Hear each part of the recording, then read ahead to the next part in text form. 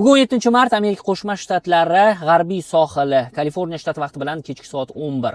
O'tgan 2 kun vaqt mobaynida Isroil bosh vaziri Benjamin Netanyahuning o'zining o'lmaganligini isbotlashga harakat qilgan holatda ijtimoiy tarmoqlarga joylagan ikkita videosi ham internetda sun'iy idrok yordamida tayyorlanganligini iddao qiluvchi taxminlar oshib ketganidan so'ng, oxirgi taxminan 24 soat ichida uning ijtimoiy tarmoqlariga uning o'zi, Netanyahuning o'zi qatnashgan 4 ta yangi video materiallar joylandi. Birinchi e'lon qilingan video materialda u ingliz tilida Eron xalqiga murojaat qiladi va ular bilan birdam ekanligini, ularni qo'llab-quvvatlashini va ayni hukumatga qarshi chiqishlarini so'raydi va oxirida Navruz bilan tabriklaydi. Taxminan 15 soat oldin e'lon qilingan ikkinchi videosini esa u Hebrew tilida, ya'ni yahudiylarning o'zining tilida qiladi va unda Eron Oliy xavfsizlik kengashi kotibi Ali Larijonining o'limi va uning qanday yomon inson ekanligi haqida tushuntirish berishga harakat qiladi. Taxminan 8 soat oldin e'lon qilingan video materialda esa o'zi oxirgi 7 ta xavfsizlik yig'ilishini o'tkazib yuborgan yig'ilishda 8-sida qatnashganini ko'rsatish uchun alohida video material tayyorlangan. Unda oldinroq o'lgani iddao qilingan Mossad boshlig'ini ham ko'rish mumkin, ammo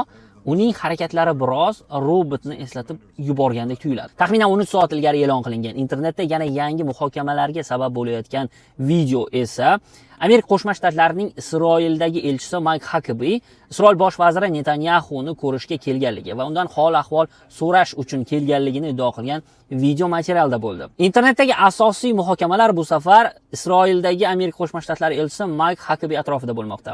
U Netanyahuga gapirib so'zlab bo'lganidan keyin kulishga harakat qiladi va ayni shu kulish sahnasida uning yuzida deformatsiya ko'rinadi. Undan tashqari ba'zi kuzatuvchilarning fikrlariga ko'ra, Netanyahuning kostyum shim bilan krossovka kiyganligi noodatiy va ayni shu narsa sun'iy intellekt mahsuli bo'lishi mumkin deb iddao qilishmoqda.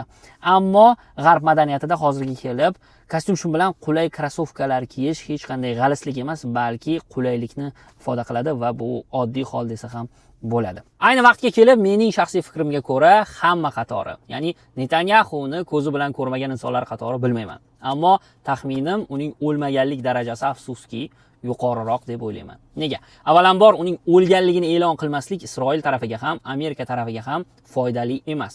Agar u o'lgan taqdirda uning o'rnini kimdir egallashi va urushni davom ettirish kerak edi. Umid bilan yaxshi niyat qilish albatta juda yaxshi. Ammo hayotga haqiqat ko'zlari bilan qarashni ham o'rganish kerak va ayni shu haqiqat ko'zlari orqali harakat qilishni davom ettirish kerak deb o'ylayman.